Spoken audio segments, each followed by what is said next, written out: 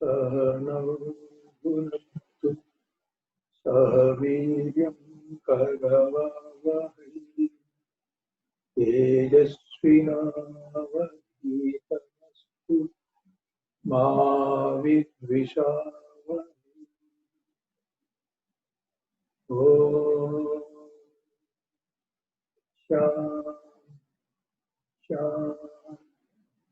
शान्तिः। ब्रह्मानन्दं परमसुखदं केवलं ज्ञानमूर्तिं वन्दामि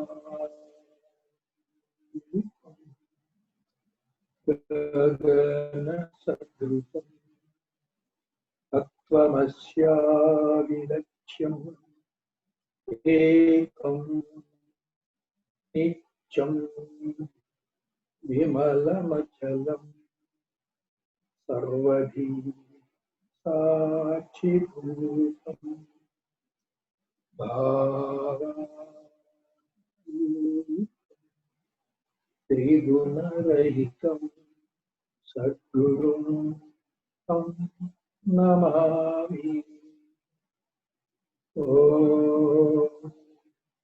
नमो ब्रह्मादिभ्यो ब्रह्मविद्या साम्प्रदायकर्तृभ्यो वंशऋषिभ्यो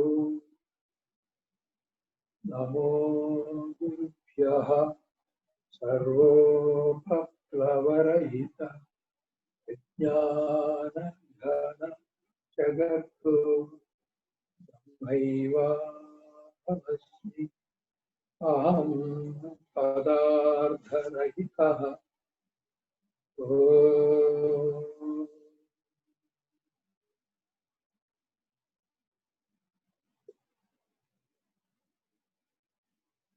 तत्सत्।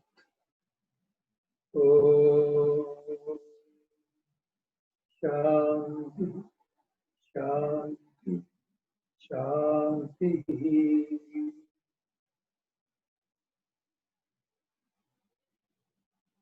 ఈరోజు సెప్టెంబర్ 8 4వ రోజు వివేక చూడమని బోధ జరుగుతున్నది.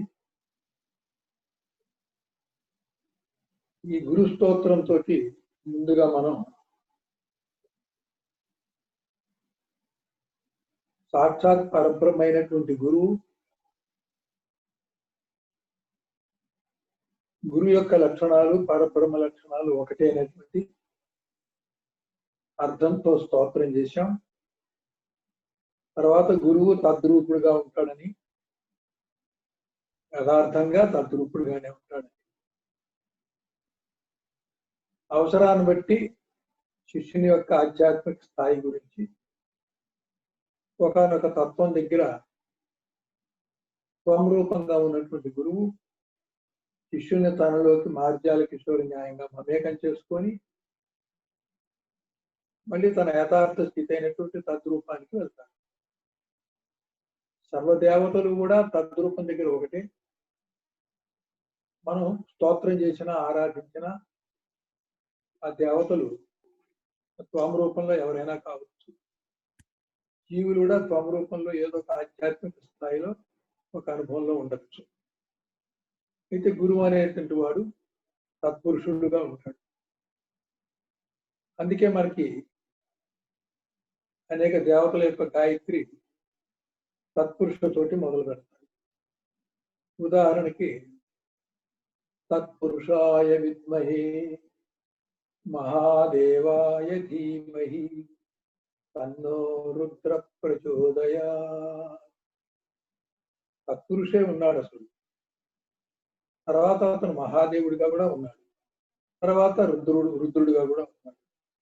అతని యొక్క ప్రకాశము స్వరూపంలో ఏ తత్వంకి ఏ స్థాయికైనా కూడా వచ్చి అక్కడ ఉన్నటువంటి దేవతా స్వరూపం కావచ్చు, నిజంగా సాధకులైతే ఆ దేవతలను కూడా ముక్తికి తీసుకెళ్ళచ్చు.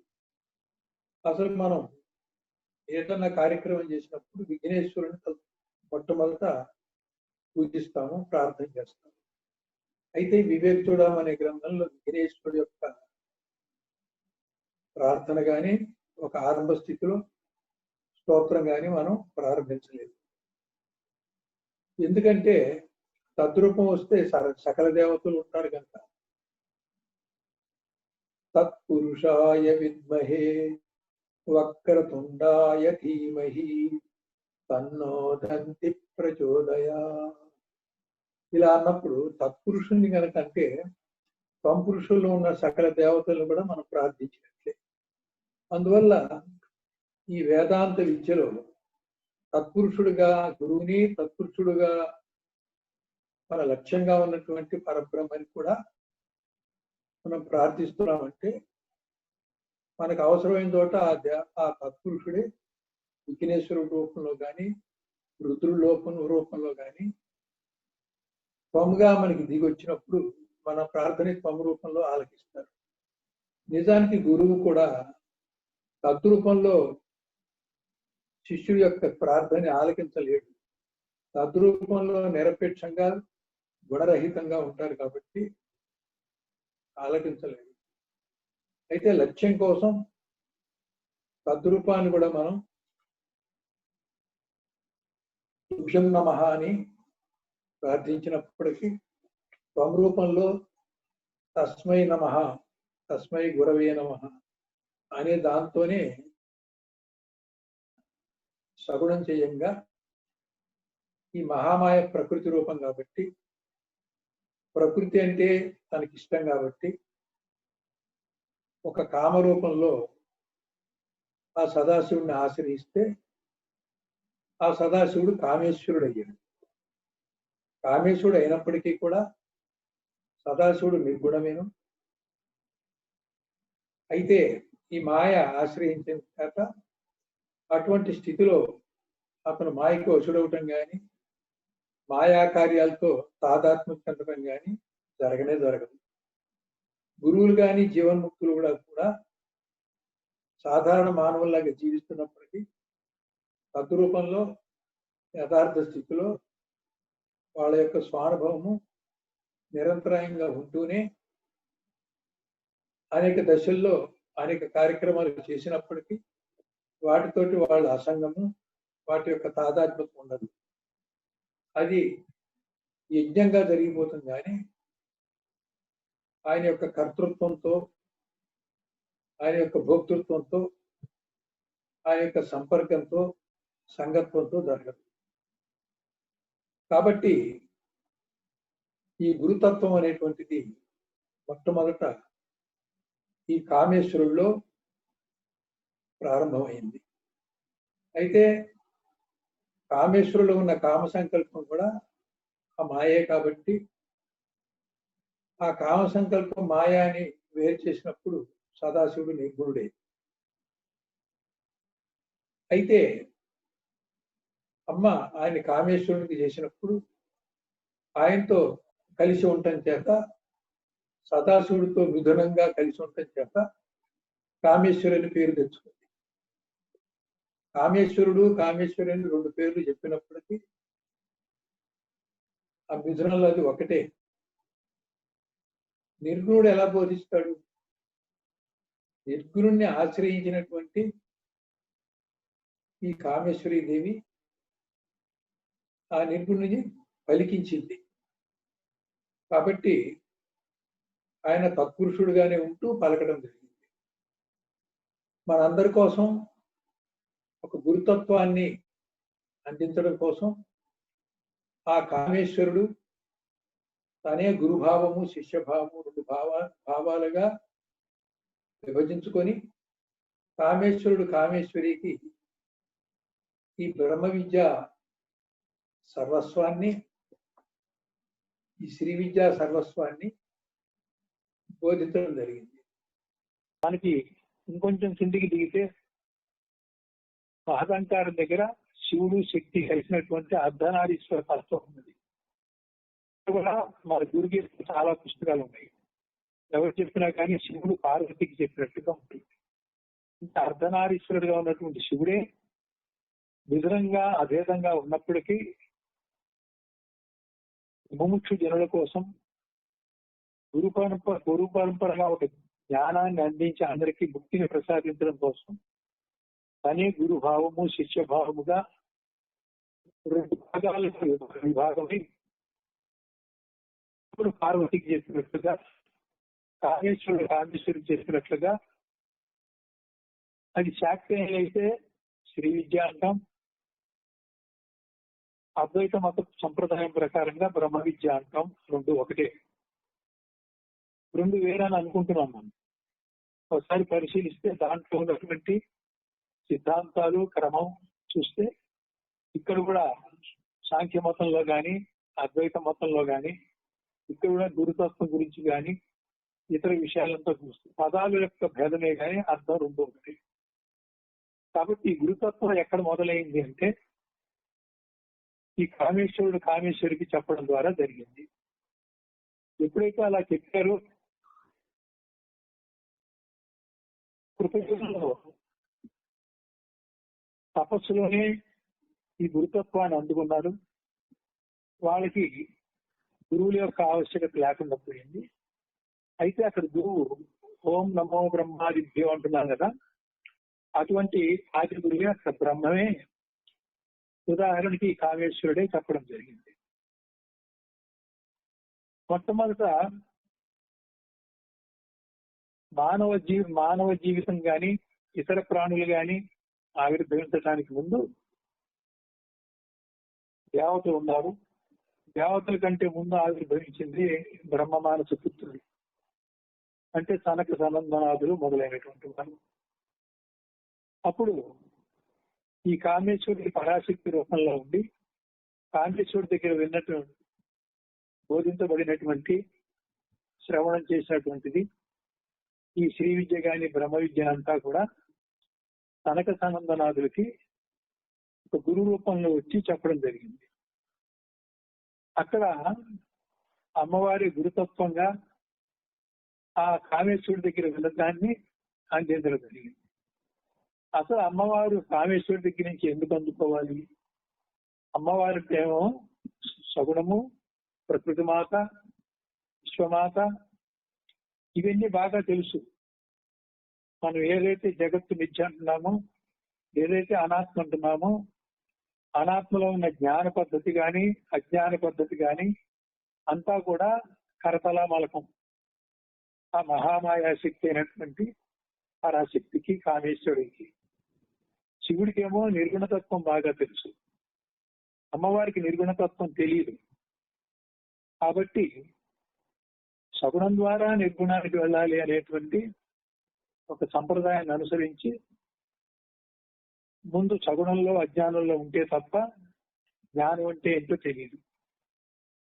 అదే సుఖమహర్షికి తన తండ్రి వ్యాసుల వారు అతను పుడుతూనే జ్ఞానవటం చేత బ్రహ్మ విద్య బోధిస్తే నాకు తెలిసిందే చెప్తున్నారు, దీంట్లో గొప్పతనం ఏముంది అన్నాడు. కారణం ఏంటంటే అజ్ఞానంలో ఉండి ఇది కాదు అనే పద్ధతిలో ఆ జ్ఞానాన్ని తీసుకొచ్చినప్పుడు అది స్పష్టంగా తెలియబడేది. అతని అనుభవంలో ఉండి కూడా సుఖమహర్షి ఆ అనుభవాన్ని అది సరిపోయిందనేటువంటి గుర్తింపు లేకుండా ఉన్నాడు. కాబట్టి గురువు ఉంటే కానీ అవదని జనక మహారాజు దగ్గర పంపిస్తే జనకుడు గురువుగా ఉండి శుకుడు దాన్ని అందుకోవడం జరిగింది. కాబట్టి గురు పరంపర ఒకటి కావాల్సి వచ్చింది. కాబట్టి ఈ గురు పరంపర అంతా కూడా కామేశ్వరి దేవి దగ్గర నుంచి ఆ యొక్క పరాశక్తి దగ్గర నుంచి కామేశ్వరుడి దగ్గర ఉన్నటువంటి నిర్గుణతత్వాన్ని తన దగ్గర ఉన్నటువంటి సగుణతత్వాన్ని 2 మేళవించి ఒక క్రమ పద్ధతిలో చెప్పడం జరిగింది. అమ్మవారు చెప్పినటువంటి అనాత్మ దగ్గర ఉన్నటువంటి అనేక తత్వాలలో స్వరూపంగాను, అదే ఆ సదాశివులో ఉన్న నిర్గుణత్వాన్ని తద్రూపంగాను ఎక్కడికక్కడ పెట్టుకొని తత్వమసి అనేటువంటి వాక్యంతో అందరినీ పైకి ఉద్ధరించడం జరిగింది. సృష్టి క్రమంలో ఈ బ్రహ్మ మానస పుత్రులంతా సిద్ధులు అని పిలువబడతారు. ఈ సిద్ధులకి గురువు బ్రహ్మమే సాక్షాత్తు, అంటే కామేశ్వరుడే. ఇప్పుడు ఈ సిద్ధులు మళ్ళీ గురువులు అయ్యారు. ఈ సిద్ధులు గురువు అయ్యి ఎవరికి చెప్పారు? సిద్ధుల కంటే దిగుగా తర్వాత సృష్టిలోకి వచ్చినటువంటి దేవతలకి చెప్పారు. కాబట్టి ఈ ఇక్కడ సిద్ధులు సిద్ధస్థాయిలో ఉన్నటువంటి గురువుల్ని సిద్ధౌఘ అంటారు. దేవతల స్థాయిలో ఉన్న గురువుని దివ్యౌఘ అంటారు. మానవ స్థాయిలో ఉన్నటువంటి గురువుల్ని మానవౌఘ అంటారు. ఔఘత్రయం అని ముగ్గురు ఉన్నారు, మూడు. కాబట్టి 3 సముదాయాలుగా 3 స్థాయిల్లో గురువులు ఉన్నారు. సిద్ధులకేమో ఆది గురువు అయినటువంటి ఆ కామేశ్వరుడే బోధించాడు. ఈ సిద్ధులు మళ్ళీ గురువు అయినప్పుడు సిద్ధౌఘులు అయ్యారు. ఈ సిద్ధౌఘులు సృష్టిలో తర్వాత వచ్చిన దేవతలకు బోధించారు. ఆ దేవతలు ఇంద్రాది దేవతలంతా కూడా దివ్యౌఘులు అయ్యారు. దివ్యౌఘులు అనేటువంటి వాళ్ళు మళ్ళీ అక్కడ గురువులు. ఈ గురువులే మళ్ళీ మానవులకు బోధించారు. మానవులకు బోధించిన తర్వాత మానవుల్లో మళ్ళీ గురువులు తయారయ్యారు. వాళ్ళని మానవౌఘులు అంటారు. మానవౌఘుల్లో ముఖ్యంగా గౌడపాదులు, శంకరాచార్య వీళ్ళంతా ఉన్నారు. కాబట్టి 3 దశల్లో ఈ గురుతత్వం ఉంది. ఇవాళ మానవ జన్మ ఎంతో ఉత్కృష్టం. దేవతలకు కూడా రానటువంటి మోక్షం మానవులకు వస్తుంది. అయితే మరి దేవతలకి సిద్ధౌఘులు పరబ్రహ్మతత్వాన్ని చెప్పారు అని మనం ఎప్పుడైతే అంటున్నామో, మరి ఆ దేవతలు 2 రకాలుగా ఉంది. శక్తి రూపంలో మనకి అధిష్టాన దేవతలు ప్రేరేపించేవాళ్ళు అనేటువంటి పద్ధతి ఒకటి ఉంది. తర్వాత దేవతలుగానే నేరుగా సృష్టిలో క్రమంగా వచ్చేటువంటి వాళ్ళు, వాళ్ళకి మోక్షం లేకపోతే మోక్షం కోసం వాళ్ళు కూడా మానవులై యజ్ఞయాగాదులు క్రతువు చేసి మళ్ళీ దేవలోకంకి వెళ్ళి దేవతలు అయి ఉన్నప్పుడు ఆ దేవతలు మోక్షం కోసం ప్రయత్నం చేయలేదు కాబట్టి మళ్ళీ అటువంటి వాళ్ళకి సిద్ధౌఘులు ఇచ్చి బోధించి అటువంటి దేవతలందరికీ కూడా పరబ్రహ్మ ప్రాప్తి చేసేటట్టుగా చెప్పారు. కాబట్టి ఇప్పుడు గురుతత్వం ఆ కామేశ్వరి అనేటువంటి మాత ద్వారా పరాశక్తి రూపంలో ఆవిడ ఈ ఔఘత్రయంలో ఉన్నటువంటి గురువుల్లో గురుతత్వంగా ప్రవేశించింది. ఆమె సృష్టి క్రమంలోనూ ఆమె సృష్టికి సంబంధించినటువంటి అవరోహణగా కూడా ఆ శక్తి పనిచేస్తుంది. సాధకులు ఎవరైనా ముముక్షువులు ఉంటే వాళ్ళకి అది అవరోహణది సవ్య మార్గం అయితే ఆరోహణది అపసవ్య మార్గం. అందుకే ఈ గురుతత్వం గురుతత్వం అన్నప్పుడు అపసవ్య మార్గంలోనే ఉంటుంది. సృష్టి అన్నప్పుడు సవ్య మార్గంలో ఉంటుంది. కనుక అక్కడ 2గా చెప్పినప్పటికీ అక్కడ శక్తి ఒక్కటే. అందుకే ఆ సిద్ధౌఘులకి బ్రహ్మమానస పుత్రులు కాబట్టి బ్రహ్మజ్ఞానానికి ఒక సోపానం ఒక మెట్టు చెప్తే సరిపోయింది. అదే దేవతలకి 2-3 మెట్లుగా చెప్తే గాని వాళ్ళకి మోక్షం రాదు. అదే మానవులు వచ్చేసరికి వీళ్ళు అనేక దశలుగా అనేక తత్వాల రూపంలో దిగిన తర్వాత మానవులు వచ్చారు. మానవుల్లో కొన్ని జడతత్వాలు ఉన్నాయి, కొన్ని చిజ్జడాలు కలిపినటువంటి తత్వాలు ఉన్నాయి, కొన్ని కేవలం చిత్రూప తత్వాలు ఉన్నాయి. ఈ మూడు కేటగిరీలుగా ఉన్నటువంటి తత్వాలన్నీ కలిసి 36 తత్వాలు. కాబట్టి మానవులను ఉద్ధరించడానికి ఈ 36 తత్వాలని కూడా క్రమంగా ఉద్ధరించాల్సిన అవసరం ఉంది. దేవతలకు 2-3 అయితే మానవులకు 36 కావాల్సి వచ్చింది. అదే తనక సనందనాలకి ఒక సోపానం సరిపోయింది, ఒక తత్వం వచ్చే వాక్యం సరిపోయింది. కాబట్టి ఈ విధంగా గురుతత్వం అనేది ఒకటి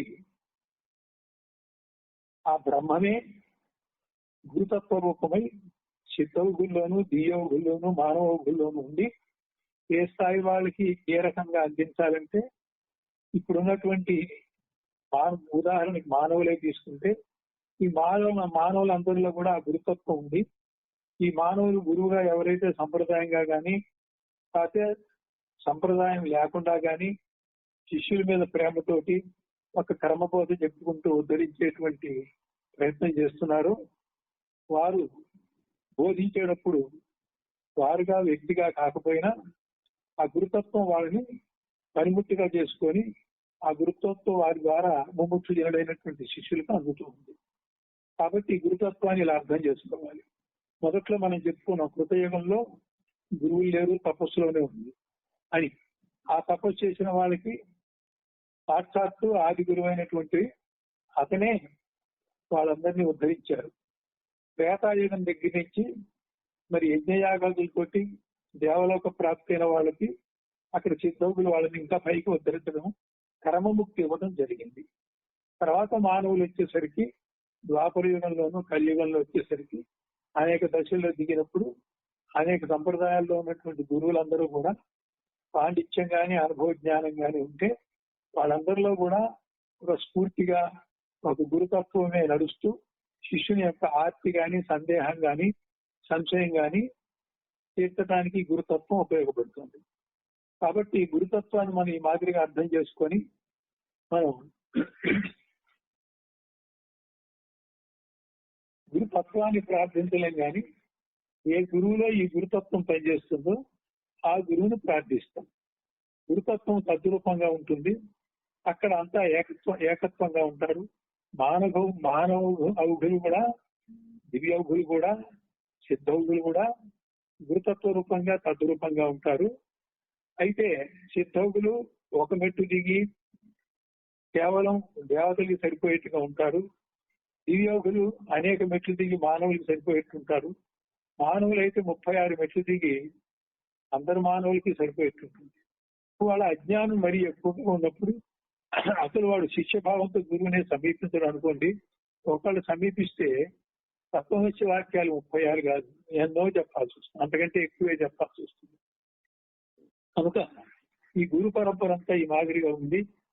దీన్ని శ్రీ విద్యా సర్వస్వంలో ఏం చెప్పారంటే, ఎవరైతే ఈ మండలత్రయం దగ్గర నుంచి సృష్టి ఎలా ఆవిర్భవించిందో ఈ శ్రీ విద్యా రహస్యం ప్రకారంగా ఈ నవావరణ శ్రీచక్ర పద్ధతిలో దాన్నే మళ్ళీ సమాంతరంగా కుండలిని పద్ధతిలో దానికే వ్యాఖ్యాన రూపంలో సాంఖ్య పద్ధతిలో అద్వైత పద్ధతిలో గురువు అనేక కోణాల్లో అనేక సాధనా మార్గాల్లో ఉన్న శిష్యుడికి ఏ విధంగా అయినా సరే అన్ని శాస్త్రాల సారము అవపోసన బట్టి పరిశోధించి ఒక యుక్తితో ఎవరికి ఏది కావాలో ఏ పద్ధతి కావాలో ఆ పద్ధతి చెప్పగలిగినటువంటి వాడే నిజమైన గురువు అని శ్రీ విద్యా రహస్యంలో ఉంది. కనుక ఈ గురుతత్వాన్ని మనం ఒకసారి చెప్పుకొని ఈ గురుతత్వాన్ని గాని ఆ బ్రహ్మతత్వాన్ని గాని విషయంగా తెలుసుకున్నాం మన 3 బోధల్లో. ఆ తర్వాత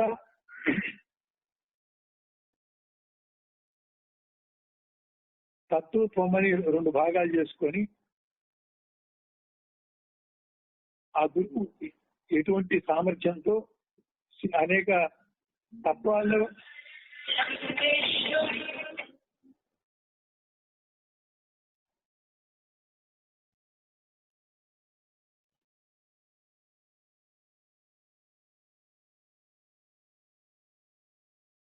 తత్వాలతో ఉన్నటువంటి వాళ్ళని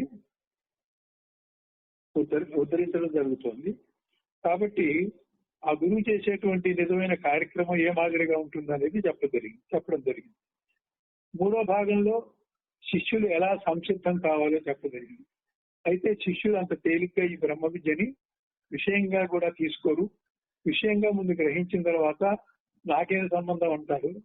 అందుకని ఇందులో ప్రారంభంలోనే గురువు శిష్యుల్ని ఏకంగా పరిపూర్ణ పరబ్రహ్మ స్వరూపులు, అఖండ ఆనందమయ స్వరూపులు అని సంబోధిస్తూ మీరు కూడా బ్రహ్మమే అని చెప్పిన దాంతో మొదలుపెట్టి నువ్వు ఎట్లా బ్రహ్మమయ్యావు అని ఒకటి. తర్వాత ప్రయోజనం చెప్పేటప్పుడు ఈ విద్యలోకి రాకపోతే ఎంత కష్టము నష్టము, ఎన్ని జన్మలు ఎత్తాలి, ఎంత దుఃఖపడాలి, ఎన్ని బాధలు పడాలి ఇది. తర్వాత ఆ విద్య వల్ల వచ్చేటువంటి లాభాలు అన్ని చెప్పడం జరిగింది. కొన్ని శ్లోకాలన్నీ 2-3 రోజుల్లో జరిగినాయి. అలాగే మానవ జన్మ ఉత్కృష్టము. మానవ జన్మ కనుక లేకపోతే ఈ సాధన అనేటువంటిది సాధ్యం కాదు. ఎందుకంటే పశుపక్షాదుల దాకా వాటికి బుద్ధి వికాసం లేదు. మానవులకు మాత్రమే విచక్షణ వివేకం వంటివి ఉన్నాయి. మానవుడు బుద్ధిజీవి. ఈ బుద్ధిని కనుక సరైన మార్గంలో పెట్టుకుంటే దాని అనాత్మభావం నుంచి ఆత్మభావంలోకి మళ్లించేటట్లయితే అతను ప్రజ్ఞావంతుడై పూర్వగమనంలో గురువుని ఆశ్రయిస్తే ఉద్ధరించబడేటువంటి అవకాశం ఉంది. ఈ మానవ దేహమే ఒక పనిముట్టుగా మనకు అదృష్టంగా కలిసి వచ్చింది. కాబట్టి మరి దేవతలు కూడా మనం ఇందాక చెప్పినట్టుగా వాళ్ళు సుఖాన్ని మరుగున్నారు. మోక్షం అనే సుఖం కోసం వాళ్ళు ఆలోచించాల్సిన అవసరం వాళ్ళకి కలగదు. మూగజీవులు ఉన్నాయి, అనేక బాధలు పడుతున్నాయి. వాటి బుద్ధి వివేకము అవన్నీ లేనందువల్ల సుఖం ఎలా ఉంటుంది, దుఃఖం ఎలా ఉంటుందో రెండు తెలిసి మరి సుఖమే కావాలి దుఃఖం వద్దు అనేటువంటి భావన ఆ జంతువులకి లేదు. ఒక మానవుడికే సుఖ దుఃఖాలు రెండు ఉన్నాయి కాబట్టి దుఃఖ నివృత్తి కోసం చాలా ప్రయత్నం చేశాడు, సుఖం కోసం చాలా ప్రయత్నం చేశాడు. శాశ్వత సుఖం రాలేదు, దుఃఖం వద్దనుకున్నా వచ్చింది. అలాగే సుఖం కూడా తృప్తికరంగా రాలేదు, నిత్యంగా లేదు, వస్తూ పోతూ ఉంది, ఆగంతుకంగా ఉంది, తాత్కాలికంగా ఉంది, పెరుగుతూ తరుగుతూ ఉంది. కాబట్టి ఈ జీవితంలో తన సుఖాల పట్ల ఏ మానవుడు కూడా అనుకున్నంత తృప్తిగా లేడు. తృప్తి కోసమే పునర్జన్మలకు వస్తున్నాడు. కాకపోతే అతని ప్రయోగం అంతా జన్మల్లోనే, ప్రకృతిలోనే, అజ్ఞానంలోనే జరుగుతుంది, ద్వంద్వాల్లోనే, త్రిపుటిలోనే జరుగుతుంది. దీనికి పరిష్కారం లేదు. దీని పరిష్కారం ఒక బ్రహ్మ విద్య ఉంది. కాబట్టి కొన్ని శ్లోకాల్లో బ్రహ్మ విద్య యొక్క ఔన్నత్యాన్ని, అది దాని యొక్క శ్రేష్టత్వాన్ని, అసలు ఎందుకు ఆ బ్రహ్మ విద్య కావాలని, లేకపోతే ఎంత ప్రమాదంలో ఉంటారని, వచ్చిన మానవ జన్మను ఉపయోగించకపోతే ఎంత ప్రమాదము, మళ్ళీ ఎన్ని పునర్జన్మలకి మళ్ళీ పశుపక్షాదులకు కూడా వెనక్కి వెళ్ళి ముందుకు వచ్చేటువంటి ప్రమాదము, ఇదన్నీ కూడా ఉంటాయి కనుక బ్రహ్మ విద్య అనేది తప్పనిసరి. అయితే బాహ్యంగా ఉన్న 64 విద్యలు ఏ రకంగా మనకి ఏది కావాలంటే, ఏది ఆసక్తి ఉంటే దాన్ని నేర్చుకోవచ్చు. మనకు ఆప్షన్ అని ఎంపిక చేసుకునేటువంటి స్వేచ్ఛ ఉంది. అయితే ఈ బ్రహ్మ విద్యని ఒక ఆప్షన్ లేదు, ఎంపిక చేసుకోవడం లేదు. ఖచ్చితంగా ప్రతి వాళ్ళు కూడా వెంటనే ఒప్పుకున్నా ఒప్పుకోకపోయినా, ముందుకేసినా, ఈ జన్మ కాకపోయినా ఏదో ఒక జన్మకైనా అంతిమంగా ఈ బ్రహ్మ విద్యను ఆశ్రయించి, బ్రహ్మ విద్యా ప్రాప్తి కోసం గురువుని ఆశ్రయించి గురు కృపకి పాత్రలు అవ్వక తప్పదని తేల్చి చెప్తున్నారు. ఇంతటితోటి ఇంతకుముందు జరిగిన 3 రోజుల కార్యక్రమంలో ఉన్న దాన్ని సంక్షిప్తంగా చెప్పి ఈరోజు 4వ రోజు ఈ ఉపోద్ఘాతం అనేటువంటి పేజీ 6వ నంబర్ పేజీతో మనం మొదలు పెడుతున్నాం. ఈ వివేక్ చూడమని మలయాళ స్వామి సంప్రదాయంలో వ్యాసాశ్రమం నుంచి వచ్చిందనేది ఒకసారి గుర్తుపెట్టుకొని, నేను చెప్పేది ఈ పేజీ నంబర్ అన్ని అందులోనే దొరుకుతాయి, కానీ వేరే చిన్మయ మిషన్ కానీ రామకృష్ణ మిషన్ పుస్తకాల్లో కానీ ఈ పేజీ నంబర్ టాలీ కాదు. కాకపోతే కొన్ని శ్లోకాలు ఉండొచ్చు కానీ వ్యాఖ్యానాల్లో తేడా ఉంటాయి. మనం ఉపోద్ఘాతంలో ఉన్నాము. శ్లోకాలు ప్రారంభమైన తర్వాత వ్యాఖ్యానంలో తేడా ఉన్న శ్లోకాలు టీకా వరకు అన్ని సరిపోతూ ఉంటాయి. ప్రస్తుతం ఈ ఉపోద్ఘాతంలో ఇతర గ్రంథాల్లో దొరకదు, కేవలం దీంట్లోనే దొరుకుతుంది. మనం దీన్నే అనుసరిస్తున్నాం. శ్లోకం: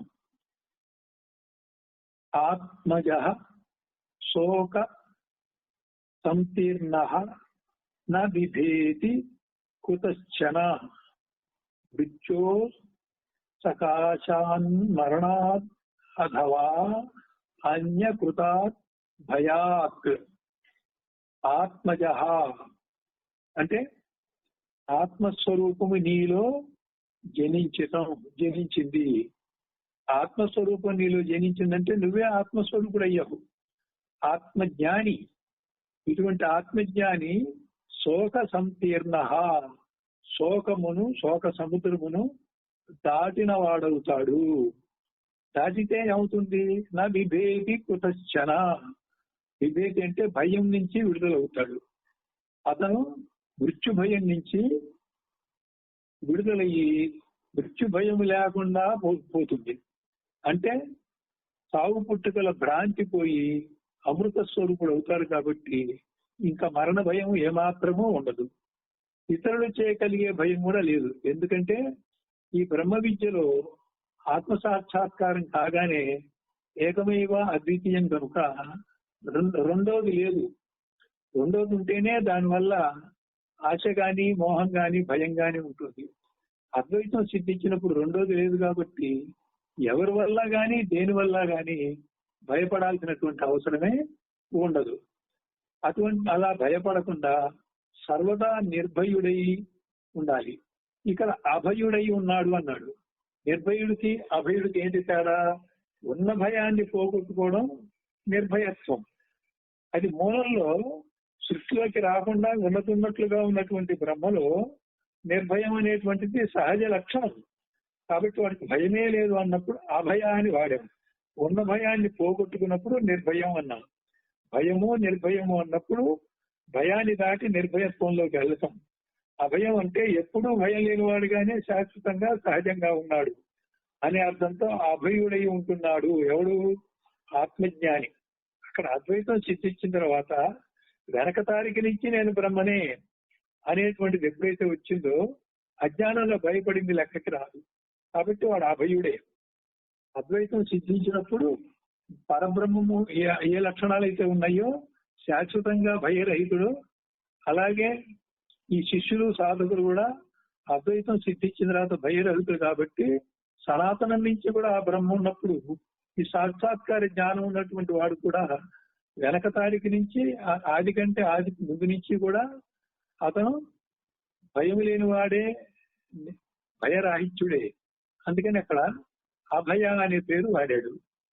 తర్వాత శ్లోకం న జాయతే న మ్రియతే న వజ్జో నచ ఘాతకః న వజ్జో బంధకారీ వా న ముక్తో నచ మోక్షతః. అప్పుడు ఆత్మ సాక్షాత్కారమైన వాడు ఏమంటాడు?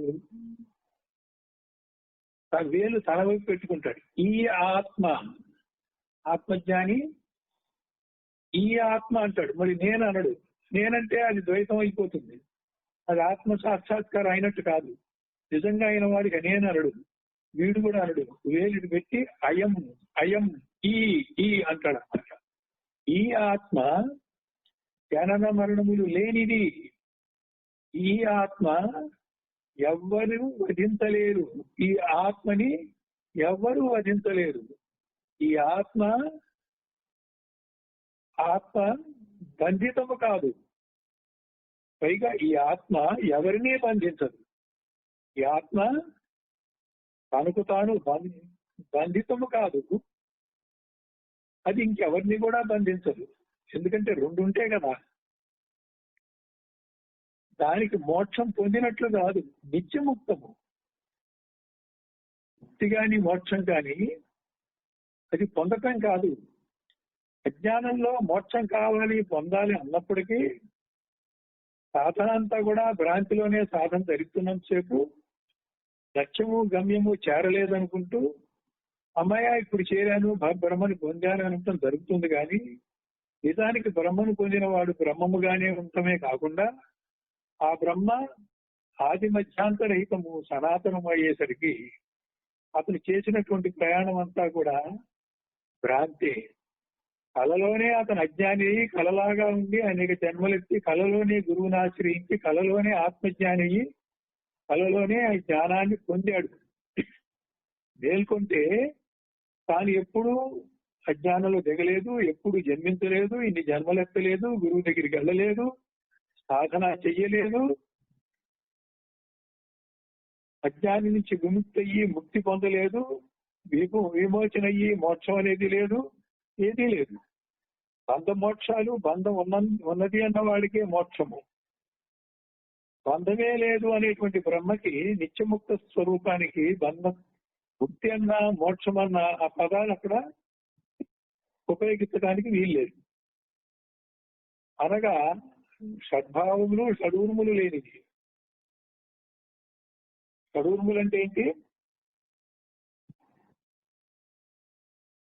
దేహ లక్షణం, ప్రాణధర్మము, దేహధర్మము, మనోధర్మము.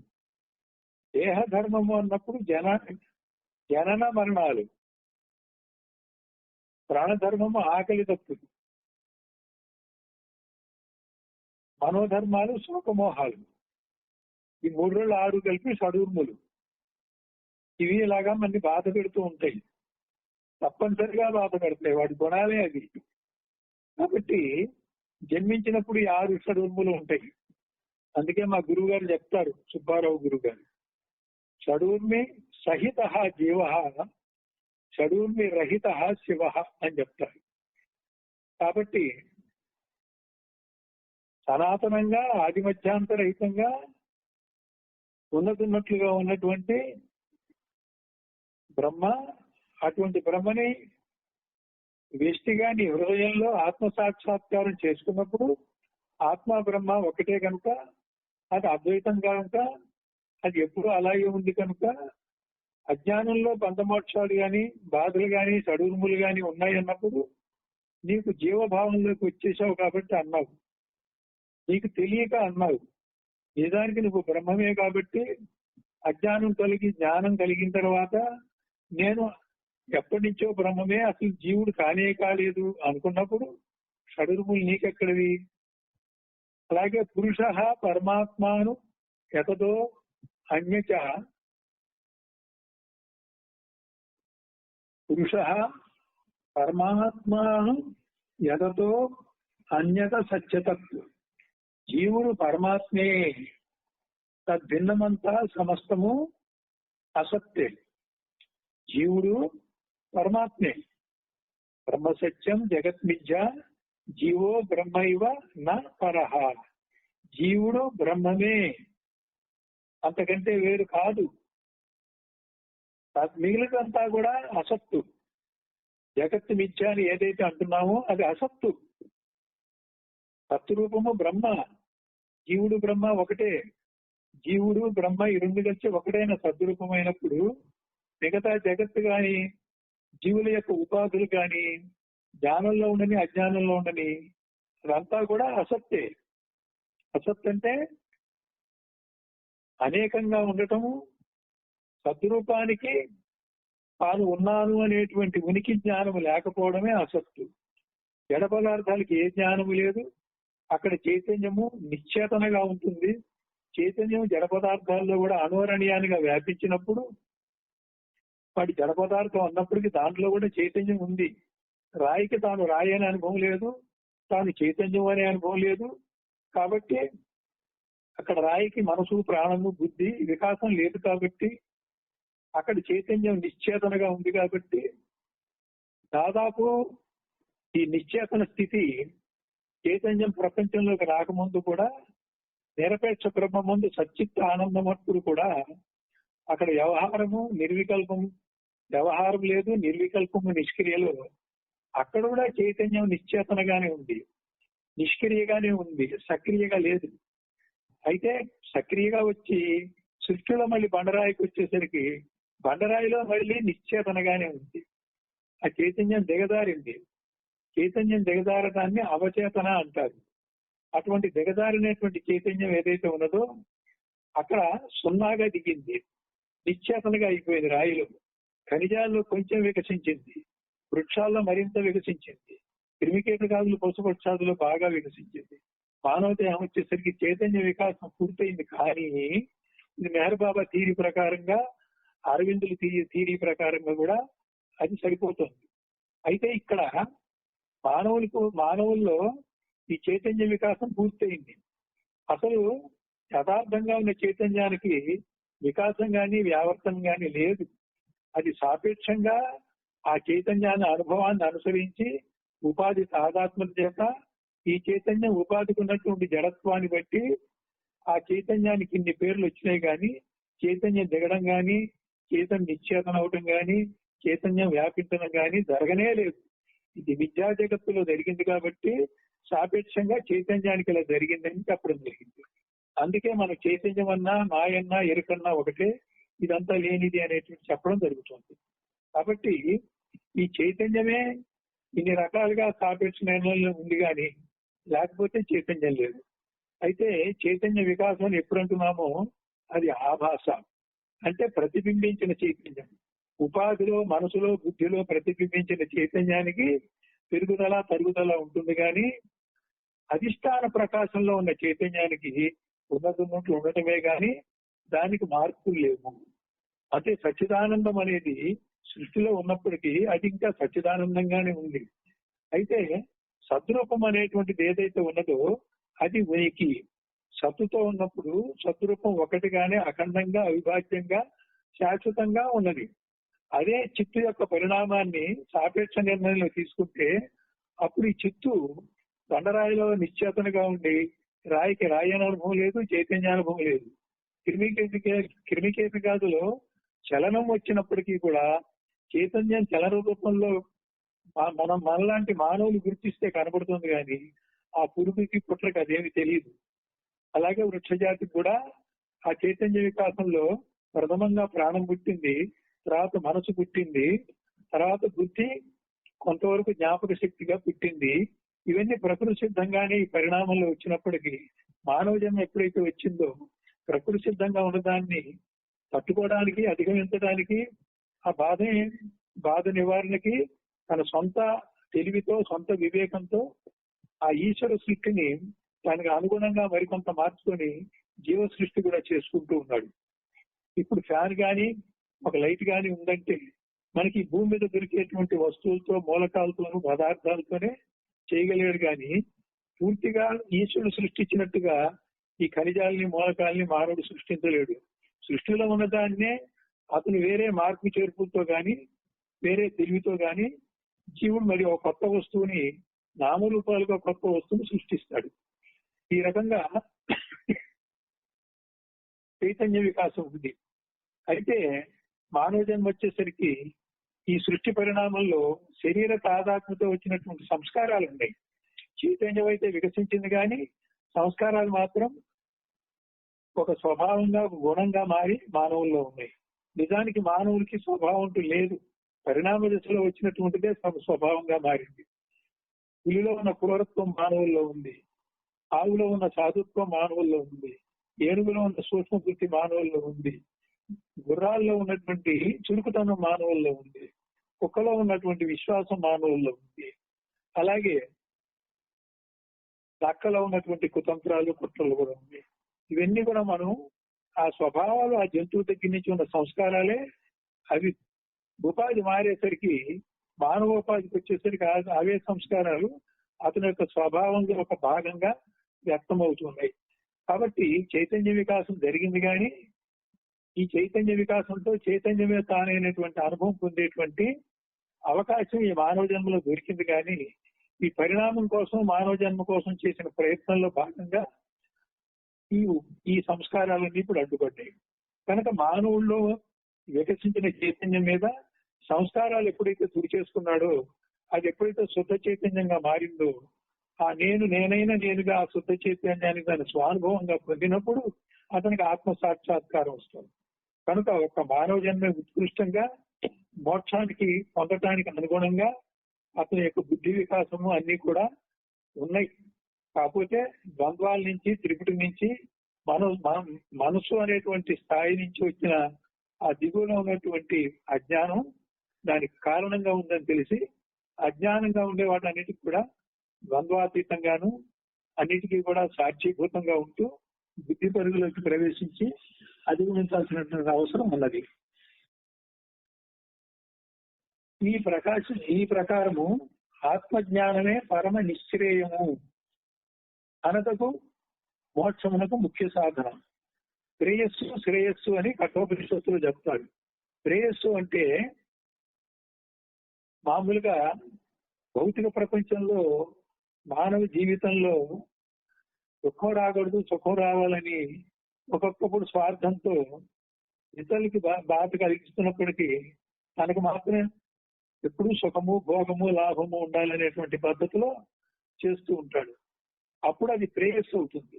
భౌతికంగా నువ్వు కోరేటువంటి కోరికలు తీరడం అనేది ప్రేయస్సు.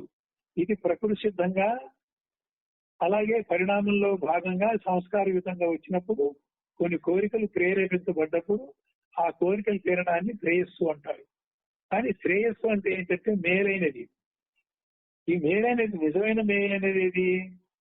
జ్ఞాన పద్ధతులు పోయి జన్మరాహిత్యం చేసుకునే పద్ధతులు పోయి ఒకానొక దశలో నువ్వు దివ్య జ్ఞానంతో దివ్యాహంతో ఈ ప్రకృతి ఈ రకంగా ఉన్నప్పటికీ దాని చేత బాధించబడకుండా నువ్వు జీవన్ముక్త స్థితిగా సాక్షిభూతంగా అనుభవించినప్పుడు ఒక ఆనందంగా ఉండొచ్చు. ఇది ఒక శ్రేయస్సే. అయితే బ్రహ్మజ్ఞానానికి వెళ్ళి బ్రహ్మానంద స్వరూపం సహజమై శాశ్వతమై అపరోక్షమై అది నీవే అయి ఉండి నీకంటే రెండోది ఎప్పుడైతే లేదో అది పరమ శ్రేయస్సు. అయితే సాధకుడు బట్టి ఈ పేర్లన్నీ పెట్టడం జరిగింది. అసలు బ్రహ్మం ఎట్లా ఉన్నాడు? ఆయనకి ప్రేయస్సు లేదు, శ్రేయస్సు లేదు. ఆయన ఉన్నట్టున్నాడు. ఒకప్పుడు ఆయనకి ఏదైనా బంధం ఉంటే ఆయనకి మేలు కలగడమే శ్రేయస్సు. ఆయనకి మేలు ఎక్కడ కలిగింది? అసలు కీడొస్తే కదా బ్రహ్మకి. బ్రహ్మము ఎప్పుడూ బ్రహ్మముగానే నిరపేక్షంగానే ఉన్నాడు, ఎప్పుడూ సహజంగా ఆనందంగానే ఉన్నాడు. ఆయన శ్రేయస్సు కోసం ప్రయత్నం చేయడు కాబట్టి ఆ మోక్ష స్వరూపాన్ని నిశ్రేయస్సు అన్నారు. ఈ నిశ్రేయస్సు అనదగినటువంటి మోక్షము మనకి కూడా లక్ష్యం అన్నమాట. ఇవన్నీ శృతి స్మృతి ఇతిహాసాలు చెప్తున్నారు. శృతి అంటే వేదములు తపస్సులు వినబడ్డవి శృతులు. వేదాలకి శృతులు అని పేరు. ఎవరైతే ముందుగా ఊహించకుండా, ముందుగా ఒక అభిప్రాయంతో లేకుండా వాళ్ళ మనసుని ఖాళీ చేసుకొని తనకు కావాల్సినటువంటి లక్ష్యం కోసం తప్పిస్తూ అలా ఈ మనసుని ఇతర విషయాలను పోనీయకుండా ఎప్పుడైతే కూర్చుంటాడో అది తపస్సు. అతను ఏదొస్తే దాన్ని స్వీకరించడానికి ఓపెన్ అయి ఉండాలి. ముందస్తుగా అభిప్రాయాలు కానీ ఊహలు కానీ ఉండకూడదు. ఆ తపస్సు అలా ఎప్పుడైతే జరిగిందో జరగడానికి ముందు చాలా ఆటంకాలు వస్తాయి. ఇవన్నీ అధిగమించి ఎన్ని ఆటంకాలు ఉన్నా కూడా అదే ఏకాగ్రతలో అదే ఊహలు కానీ అభిప్రాయాలు కానీ లక్ష్యాలు కానీ జ్ఞాపకంలో పెట్టుకోకుండా ఒక వ్యాక్యూమ్ క్రియేట్ చేసుకోవాలి. ఆ వ్యాక్యూమ్ లో ఏదొస్తే దాన్నే మనం గ్రహించేటట్టుగా చకోర పక్షి ఎట్లయితే వాన పడ్డప్పుడు వాన చినుకు కోసం ఎక్కడ నీళ్లు తాకుండా ఆ చినుకు కోసం ఎదురు చూస్తే చినుకు అలా పడంగానే నీరు ముక్కుతో పట్టుకొని తాగుతుందో, ఇతర జలాల్ని ఇతర పద్ధతులు ఇతర పక్షుల్లాగా తాగదో, అలా ఉన్నప్పుడు నీకు తెలియనటువంటి కొత్త అనుభవ విశేషాలు కానీ ఇవన్నీ కూడా అందించబడతాయి. కాబట్టి ఒకటి చెప్పింది కాదు, ఒకళ్ళు అందించింది కాదు, ఇక్కడ అందించడం అనేది కాదు, అందించబడ్డాయి. యాక్టివ్ వాయిస్ లేదు, పాసివ్ వాయిస్ ఉంది. ఎవరంటే ఆ వేదవాణి అందించింది, ఆ వేదమాత వినిపించింది. అది వినిపించింది కాబట్టి వీడు తపస్సులో విన్నాడు, అందుకని వాటికి శృతులు అన్నారు. ఇంకోటి వేదాలు ఎందుకన్నారు? అంతకుముందు వాడు తపస్సులో ఏదైతే తెలుసుకోవడానికి కూర్చున్నాడో అంతకుముందు తెలియదో ఇప్పుడు తెలియబడింది. విద్య అంటే తెలియబడటం. తెలియబడినవన్నీ కూడా వేదాలు. తపస్సులో తెలియబడినవే వేదాలు, తపస్సులో వేదవాణి చేత వినిపించినవే శృతులు. ఇక స్మృతి అంటే ఏమిటంటే ఈ ఋషి పరంపరలో గురు శిష్య న్యాయంగా ఆ ఉపనిషత్ సారాన్ని ఆ గురువు అందించటం. మనం ఇక్కడ ఇదే గ్రంథంలో చెప్తున్నాము. తత్వమసి అనేటువంటి వాక్యం ద్వారా ఆ గురువు తత్వరూపంలో ఉంటూ శిష్యుణ్ణి రూపంలోకి దిగి మమేకం చేసుకొని తన యథార్థ స్థితిలో తద్రూపానికి వెళ్ళినప్పుడు మార్జాల కిషోర న్యాయంగా శిష్యుడు కూడా తద్రూపంగా మారుతాడు. ఆ విధంగా అనుభవం పొందినటువంటి వాళ్ళు, అంటే తపస్సు చేసిన వాళ్ళు కాకుండా ఆ తర్వాత గురు పరంపరలో అనుభవం పొందిన వాళ్ళు, వాడు చెప్పే మాట స్మృతి. శ్రీకృష్ణ పరమాత్మ భగవద్గీత అంతా కూడా 18 అధ్యాయాలు కూడా ఉపనిషత్ సారంగా చెప్పడం జరిగింది, ప్రతి అధ్యాయం చివర. కాబట్టి అది తపస్సులో తెలుసుకుంది కాదు. ఉపనిషత్తుల సారాన్ని మళ్ళీ కృష్ణ పరమాత్మ తాను అనుభవించి తన అనుభవం నుంచి మళ్ళీ చెప్తున్నాడు కాబట్టి అది స్మృతి. ఈ స్మృతుల్లో కొంచెము దేశకాల పరిస్థితుల్లో బట్టి కొంచెం మినహాయింపులతోటి మనం దాన్ని అవలంబించడం కష్టం అయితే తేలిక మార్గాల్లో అవలంబించడానికి చిన్నపాటి మార్పులు చేస్తారు. ప్రమాణంలో పెద్దగా తేడా ఉండదు వేద ప్రమాణంలో. అందుకని శృతి స్మృతి రెండింటిలో కూడా 90% సమానంగా ఉంటాయి. ఒక్క 10% కూడా వైరుధ్యంగా ఉండవు. కానీ కొంచెం మినహాయింపులతో కొంచెం తేడాగా ఉంటాయి. అది ఇక్కడ దేశకాల పరిస్థితుల్లో ఇప్పుడున్నటువంటి మానవ బుద్ధికి, ఇక్కడ ఉన్నటువంటి ఆచార సంప్రదాయాలకి అనుగుణంగా కొంచెం మార్చి ఇలా చేసినా పర్వాలేదు మీరు చెయ్యండి అని చెప్పేది కూడా స్మృతులు. తర్వాత ఇతిహాసము. ఇతి అంటే ఇది, హాసం అంటే ఇలాగే జరిగింది అని. కొంతమంది అంటారు ఏదో కల్పించారు పాత్రుడు, నేను నమ్మను అంటారు. అందుకే దాని పేరు అసలు ముందే పెట్టారు పేరు ఇతిహాసము అని. ఇప్పుడు రామాయణం ఒక ఇతిహాసం, కావ్యము. మరి కొన్ని పురాణాలు ఉన్నాయి, అష్టాదశ పురాణాలు. పురాణాలనగానే పుక్కిటి పురాణాలు అంటారు. అది కొంతవరకు సత్యమే కానీ అది కూడా సత్యం కాదు. ధర్మార్థ కామ మోక్షాల గురించి మానవులు వేదాల్లో అర్థం చేసుకోలేరు కాబట్టి కొన్ని పాత్రలను సృష్టించి ఒక ఒక కథని ఎంచుకుంటారు. అప్పటికే చారిత్రాత్మకంగా నిజంగా జరిగిన కథల్ని ఎంచుకుంటారు. ఆ కథకి ఆ పాత్రలకు తగినట్టుగా కొన్ని పేర్లు పెడతారు. ఇప్పుడు భీమ బలం ఉన్నవాడికి భీముడని, ధర్మంగా ఉండేవాడికి ధర్మరాజని, ఈ రకంగా దుర్యోధనుడని, దుశ్శాసనుడని ఆ పేరుకి తగ్గట్టు ఉంటాయి అవన్నీ ఆ పాత్రలు. అయితే అప్పుడు ఆ పేర్లే ఉన్నాయో మనకు తెలియదు కానీ మరి అసలు చెడ్డ పేర్లు ఎవరు పెట్టుకుంటారు? ఎవరు పెట్టుకోరు కదా. కాబట్టి కొన్ని పేరు మార్పులతోటి అది కూడా నిజంగా యథార్థంగా జరిగినవే పురాణాలు. పురాణాలు పుక్కిటి పురాణాలను కొట్టేయకూడదు. ఆ పురాణం ద్వారా కథను పక్కన పెట్టి కథలో ఉన్న సారాన్ని తీసుకొని అందులో ధర్మాన్ని, మోక్షాన్ని, శ్రేయస్సుని ఇవన్నీ మనకి మానవులకి ఏ విధంగా ఉపయోగపడతాయో వాటిని ఈ సంస్కృత శ్లోకాల్లో వాటిలో వీటిలో ఉన్నవి కష్టంగా అర్థం చేసుకోవడానికి వీలుగా లేని వాటిని కథల రూపంలో అర్థమయ్యేట్టు చెప్పడం అనే సంప్రదాయంలో ఈ పురాణాలు చెప్పబడ్డాయి. మరి ఇక్కడ మనం బ్రహ్మ విద్యకు వచ్చేసరికి పురాణాలు పక్కన పెట్టేశాము. మనం స్మృతులే ఎక్కువ పెడతాము. ఎప్పుడైనా రామాయణం లాంటి కావ్యం లాంటి ఇతిహాసాలు కూడా మనం తీసుకోవచ్చు. అది కూడా యథార్థంగా జరిగినవే. ఇతిహాసం అంటే ఇది ఖచ్చితంగా ఇలాగే జరిగింది అని అర్థం. ఇది మన వేదాంత పదకోశ దీపికలో కూడా ఇతిహాసానికి మనం అర్థం ఇచ్చాం.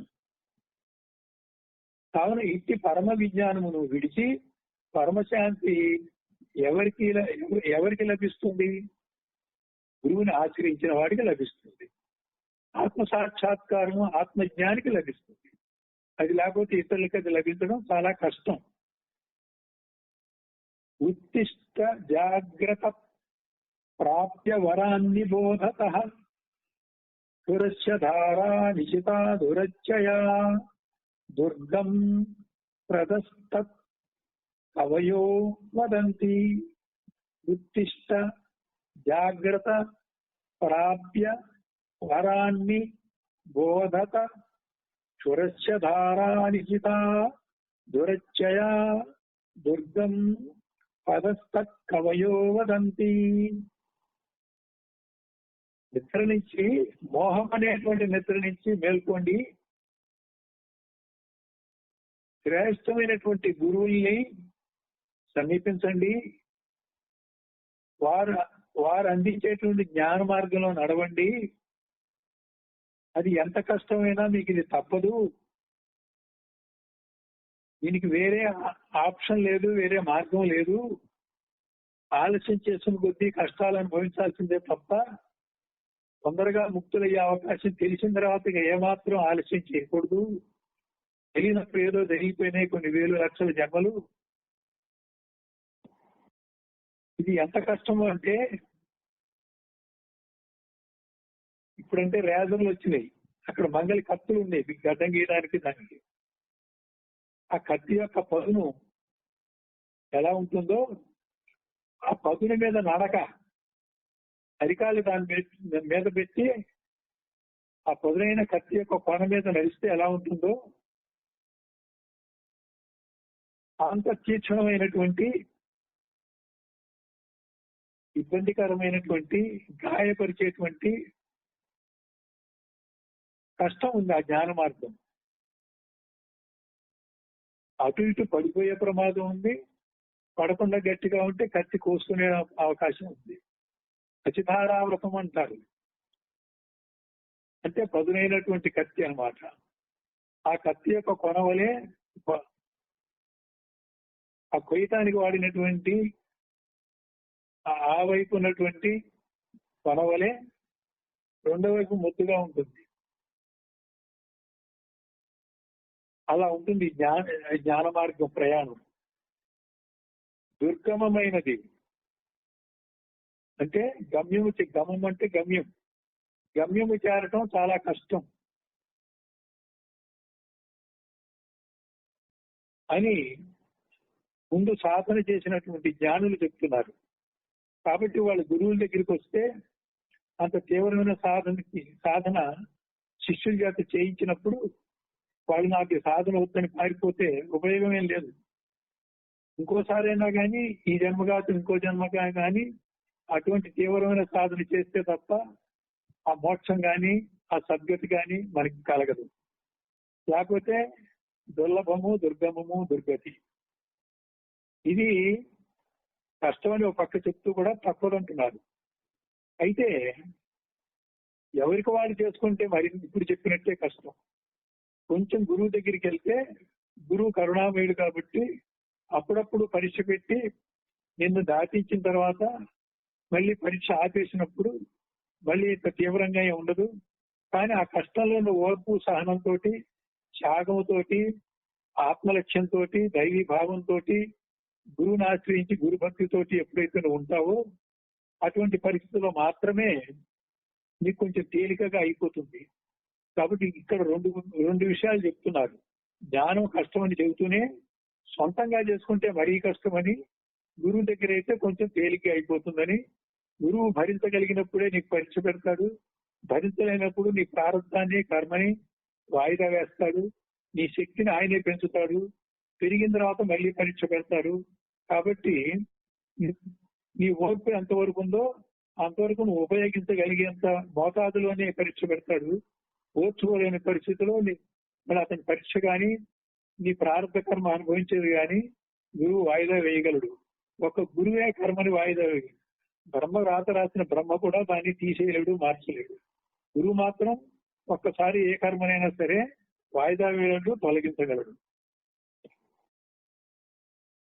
మరి అందుకోసం ఇటువంటివన్నీ కూడా ఎంత కష్టమైనప్పటికీ మానవ జన్మ వచ్చింది మాత్రం దాన్ని సద్వినియోగం చేసుకోకపోతే మళ్ళీ జంతు జన్మలకి వెళ్తే చాలా ప్రమాదం ఉంది.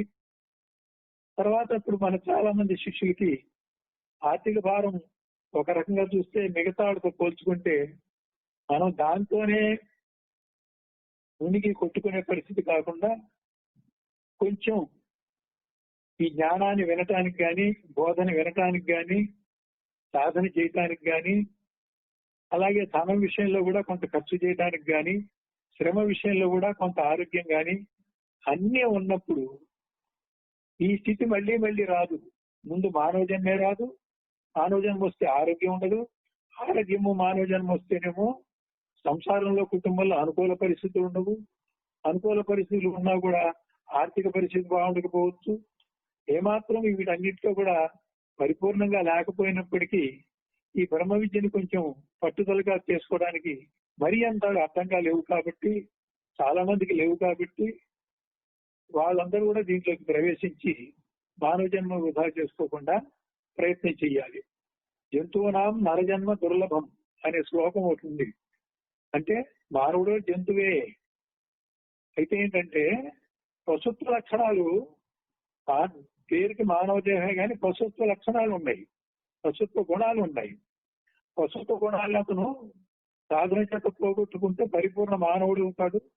ఎప్పుడైతే ఆ సంస్కారాల నుంచి విడుదలయ్యాడో పరిపూర్ణ మానవుడే దివ్యాహంగా మారుతాడు. దివ్యాహంగా ఉన్నటువంటి మానవుడే అక్కడతో ఆగిపోకుండా ఇంకొంచెం ముందుకు జరిగి ఆత్మ సాక్షాత్కారం బ్రహ్మప్రాప్తి జ్ఞానం కూడా పొందేటువంటి ప్రయత్నం చెయ్యాలి. ఎటువంటి ఒక స్థితిలో ఆగిపోయి ఇంతవరకే మోక్షం అనుకునేటువంటి భ్రాంతులు కూడా చాలా మందిలో ఉంటాయి. గురువులు కూడా అనేక మతాలు సిద్ధాంతాలతోటి ఒక స్థాయిలో తీసుకొచ్చి ఇదే మోక్షం అన్నారు. అందుకనే మనకి సంప్రదాయంలో కూడా పంచముక్తులు అన్నారు. శాస్త్రీయ ముక్తి, సామీప్య ముక్తి, సాలోక్య ముక్తి, సారూప్య ముక్తి, అలాగే సాయుధ్య ముక్తి. ఇంకొంచెం పై సంప్రదాయానికి వెళ్తే మరి పరమపదం అని, తిరిగి రాని మోక్షం అని, అనర్ఘ్య కైవల్య పదం అని కూడా చెప్పడం జరుగుతుంది. మరి ఇన్ని రకాల మోక్షాలు ఉన్నాయంటే మనం అర్థం చేసుకోవాలి. ఎక్కడికక్కడ కొంతవరకు ఒక మోక్షం వస్తే అక్కడ తృప్తిపడినప్పుడు తర్వాత కర్మముక్తికైనా వెళ్ళాలి. దివ్యోగులు సిద్ధోగుల యొక్క సహాయం తీసుకోవాల్సి వస్తుంది. మానవ గురిని మనం పూర్తిగా వాడుకోకపోతే కర్మముక్తి మార్గంలో వెళ్తాము.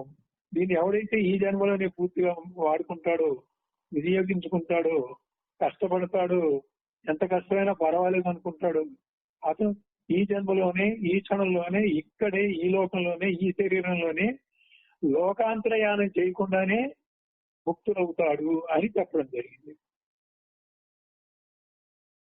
దుర్లభం త్రయమే వై సత్యవాగ్రహ హేతుకం.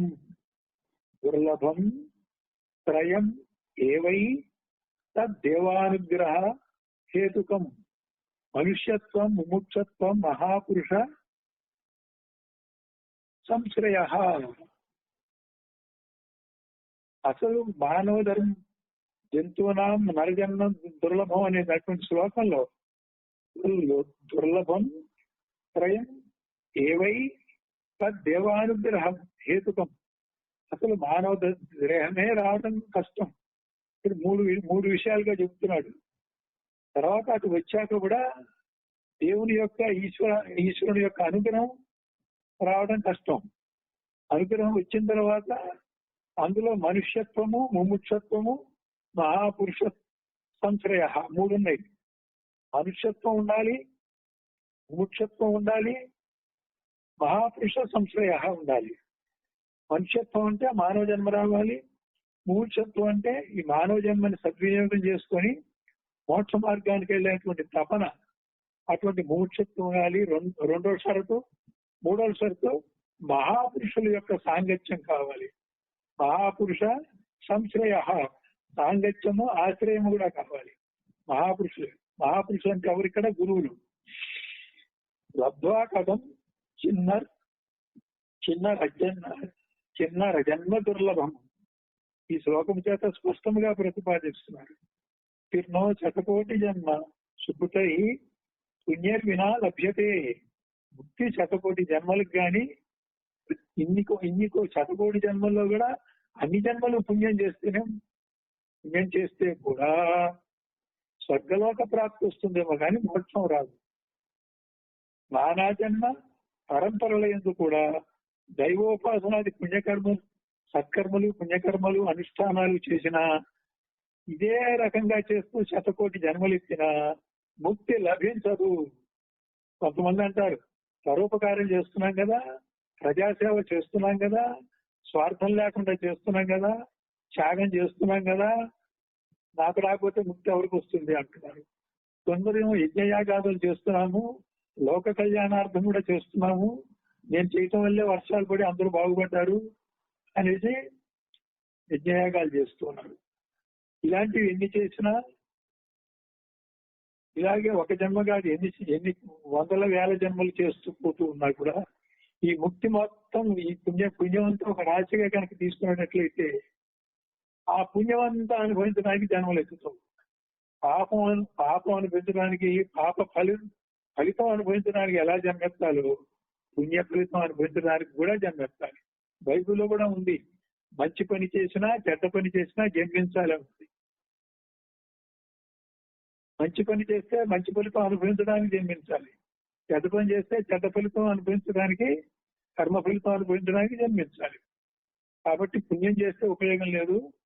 నేనెవరో తెలుసుకున్నటువంటి ఆత్మ సాక్షాత్కారం, దానికి సంబంధించినటువంటి జ్ఞాన మార్గం, పదునైన కత్తి మీద నడకలాగా అన్నది ఎంత కష్టమైనా సరే, గురువు యొక్క సహాయం తీసుకొనైనా సరే, పళ్ళ పిలుపు మీద మంకు పట్టుతో దీన్ని వదిలించుకొని అమ్మయ్య ఒక పని అయిపోయింది అనుకుంటే తప్ప, ఇంత కష్టంగా తీవ్రంగా ఆలోచిస్తే తప్ప ఇది జరగదు.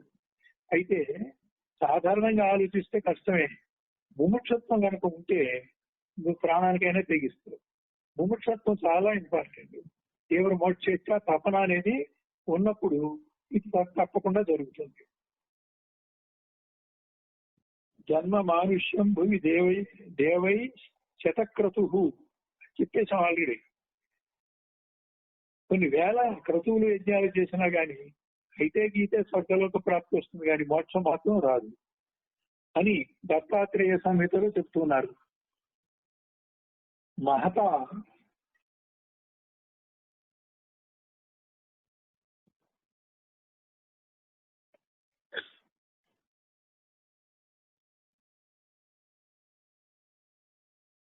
మహత గుణం యజ్ఞేన క్రీతేయం కాయనౌ స్త్వయా పారం దుఃఖో గధేర్ గస్తుం తర యావన్నభిజ్యతే. మహత పుణ్యం యజ్ఞేన క్రీతేయం కాయనౌ స్త్వయా పారం దుఃఖో దదేర్గస్తుం తరయావన్న విద్యతే. పోయి నీవి సంసార దుఃఖ సాగరములు దాటుటకు గొప్ప పుణ్యము అనేటువంటి ధర్మనిచ్చి నరశరీరం అనేది ఒక ఓడను సంపాదించావు. ఈ శ్లోకం యొక్క అర్థం ఏంటంటే ఈశ్వరుడు మన మీద ప్రేమతో అనుగ్రహంతో ఒక మానవజాన్ని ఇచ్చాడు. దుఃఖ సాగరం దాటడానికి ఈ శరీరం అనేటువంటి ఒక ఓడనిచ్చాడు ఆ సముద్రాన్ని దాటడానికి. కావున ఈ సంసార సాగరంలో మానవ జన్మలో మానవుడికి ఈశ్వరుడు అనుగ్రహించినటువంటి శరీరాన్ని ఈ సాగరం దాటడానికి పనికొచ్చే ఒక ఓడగా ఒక పనిముట్టుగా నువ్వు వాడుకుంటున్నావు. ఈశ్వరుడు అంత అనుగ్రహంతో నీకు మానవ జన్మలో మానవ శరీరం ఇస్తే ఈ శరీరాన్ని నువ్వు అనాత్మ విచారణ చేసుకొని ఈ శరీరం నేను కాదని జ్ఞానంలో ఒక సాధనలో ఈ శరీరాన్ని పనిముట్టుగా వాడుకుంటూ శరీరం నేను అని కాకుండా శరీరం ఒక పనిముట్టు అని వాడుకుంటూ నువ్వు గమ్యం చేరటానికి ఈ శరీరమే సంసార సాగరం దాటడానికి ఒక ఓడ వంటిది ఈశ్వరుడు కరుణతో మనకి ఇచ్చాడు. మరి ఈశ్వరుడు మనకి నానా ఇబ్బందులు పెడుతున్నాడు, కష్టాలు పెట్టాడు అంటారు. కష్టాలు ఎందుకు పెడతాడు ఈశ్వరుడు? భ్రాంతిలో అజ్ఞానంలో తెలిసి తెలియక మనం చేసుకున్న దానికి ఇంకా పాపం నీ కర్మ పో అనకుండా ఆయన అనుగ్రహిస్తున్నాడు. నీకు ఒక జన్మలో ముక్తి సాధించకపోతే రెండో జన్మలైనా నువ్వు ముక్తులు అవుతావేమని నీకు ఇంకో ఛాన్స్ అవడానికి ఇంకో జన్మిస్తున్నాడు కాబట్టి, అంతేగాని నేను అనవసరంగా పునర్జన్మలో తిప్పుతాడు అనే భావం కరెక్ట్ కాదు.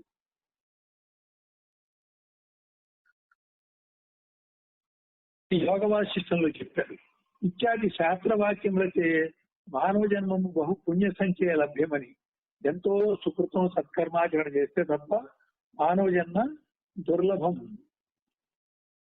కాబట్టి ముందు సత్కర్మాచరణ పుణ్యకర్మ చేసి మానవ జన్మ తెచ్చుకోవాలి.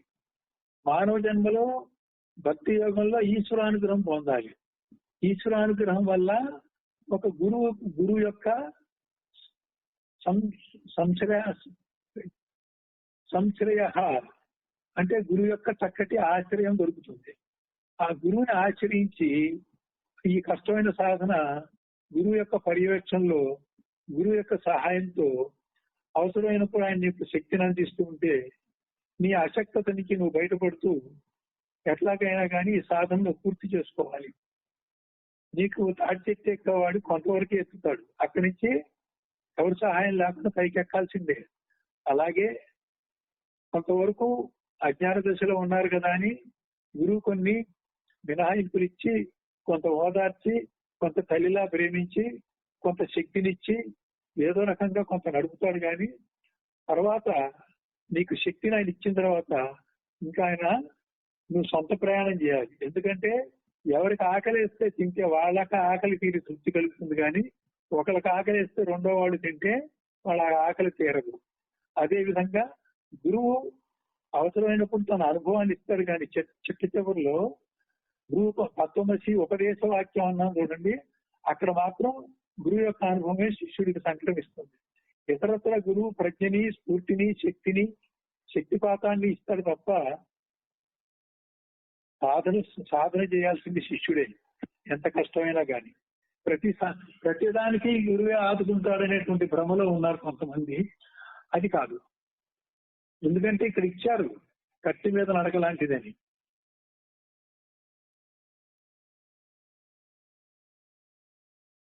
మానవ జన్మలన్నిటి యందు కూడా మోక్షం లభించదు. ఎందుకంటే కొంత అనాగరికంగా, కొంత మూర్ఖంగా, మూఢత్వంతో, కొన్ని స్వార్థంతో, కొన్ని పదవీకాంక్ష, ధనకాంక్షతోటి, ఓసారి మతం మత్తెక్కినటువంటి పరిస్థితిలో కొన్ని జన్మలు వృధా అవుతాయి. అక్కడ అదే కాకుండా దీంట్లో ఉన్న రహస్యం ఒకటి ఉంది. పరిణామంలో ఉన్న క్రిమికీటక పశుపక్షాదుల సంస్కారాలన్నీ కూడా చాలా వరకు వదిలితే తప్ప మానవుడు ముక్తి మార్గాన్ని పట్టడు. ఆ స్వభావమే ముక్తి మార్గానికి ఆటంకంగా ఉన్నప్పుడు ముందు ఆ పశుపక్షాదుల యొక్క సంస్కారాలు ఏవైతే మానవ జన్మలో గూడ కట్టుకున్న స్వభావంగా ఆయనలో ఉన్నాయో, స్వభావాన్ని అంత తేలిగ్గా అతను మార్చుకోలేకపోతున్నాడు. ఆ మార్చుకోవడానికి పట్టే టైమే కొన్ని జన్మలు వృధా అవుతాయి. వృధాయంగా తప్పదు కూడా. ఎందుకంటే మోక్ష మార్గానికి వెళ్ళేటువంటి చైతన్యం అది శుద్ధ చైతన్యంగా మారి, సంస్కార రహితంగా మారి, ఆ శుద్ధ చైతన్యాన్ని అనుభవం పొందాలంటే మరి సంస్కారాలన్నీ కూడా వదిలించుకోవాలిగా. కొంచెం తక్కువ ఉంటే సాధన చెప్ప పోగొట్టుకుంటాం. చాలా ఎక్కువ ఉన్నప్పుడు కొన్ని జన్మలు తీసుకోవాల్సి వస్తుంది. అయితే ఇప్పుడు ఇక్కడ మనకి ఈ ప్రవచనాలు వినడానికి వచ్చినటువంటి శిష్యులందరూ కూడా చాలా వరకు ఈ జన్మలోనే ముక్తులయ్యే అవకాశం ఉంది. ఇక్కడ చెప్పినటువంటి కొన్ని జన్మలు పట్టింది అనేది వాళ్ళకి అయిపోయి ఉంటుంది.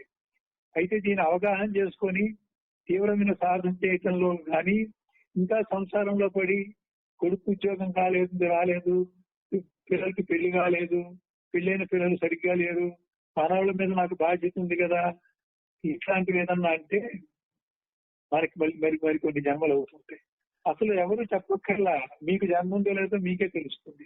మీకు ఇంకా దేన్ని పట్టుకున్నారో, దేన్ని విడువ లేకుండా ఉన్నారో, ఏ బంధం ఉందో, ఏ మమకారం ఉందో, మరి ఎవరన్నా చనిపోతే ఏ బాధ అయితే మీరు దుఃఖాన్ని మర్చిపోలేకుండా కొంతకాలం అట్టు పెట్టుకున్నారు, వీటిని బట్టి మీకు జన్మ ఉందని అనుకోండి. ఏదైనా ఒక వ్యసనం కానీ, అలవాటు కానీ వదిలిపోలేకపోతున్నారు, దాని మీద ఇంకా కొంచెం ఆసక్తిగా కానీ, లేకపోతే దాని మీద ఇంకా ప్రీతిగా ఉండదో, అది మీకే తెలియబడుతుంది. అది పూర్తిగా 100% పడిపోతే ఇదే ఆఖరి జన్మని ఎవరికి వారే నిర్ణయించవచ్చు. కొంతమంది శిష్యులు అడుగుతున్నారు, గురువు గారు నా సంగతి నాకు తెలియట్లేదండి, మీరే చెప్పండి. నిజానికి ఎవరి సంగతి వాళ్ళకి తెలుస్తుందండి. మోక్షం అంటే ఏంటో తెలియదు కానీ ఎక్కడ చిక్కుకున్నారో ఎందుకు తెలియదు, ఇంకా ఏ భావాల నుంచి మనం విడుదల కాలేదో ఎందుకు తెలియలేదు, ఇంకా ఏ మొండితనాన్ని మనం ఇంకా పెట్టుకున్నాము, ఎక్కడైతే మనము అయితే మాలే పోతే పోలేని సరే మంత్రం పాటించట్లేదు, అది మనకు తెలియదా ఏమిటి? తెలుసు. అక్కడ రాజ్యం పట్టలేదు కాబట్టి ఇంకో జన్మ ఉందంతే. నైవ జన్మని సర్వస్మిన్ విద్యాసౌ సులభాపితు శిష్య లక్షణ సంపూర్ణ జన్మ నేవహి లక్ష్యతే. నైవ జన్మని సర్వస్మిన్ విద్యా అసౌ సులభ అతి తు శిష్య లక్షణ సంపూర్ణ జన్మ నేవహి లక్ష్యతే. అన్ని జన్మల్లోనూ కూడా బ్రహ్మ విద్య సులభముగా లభింపదు. శిష్య లక్షణములకు శమతమాదులు ప్రజ్ఞా విశేషాదులు సంపూర్ణములగునప్పుడే ఈ బ్రహ్మ విద్య పరిపూర్ణమవుతుంది. ఇందానే చెప్పాం, అన్ని విద్యల్లో అంతటా కూడా మనకి అన్ని జన్మల్లో కూడా వెంటనే మోక్షం దానికి ప్రయత్నం చేసేటువంటి అవకాశము ఉండకపోవచ్చు.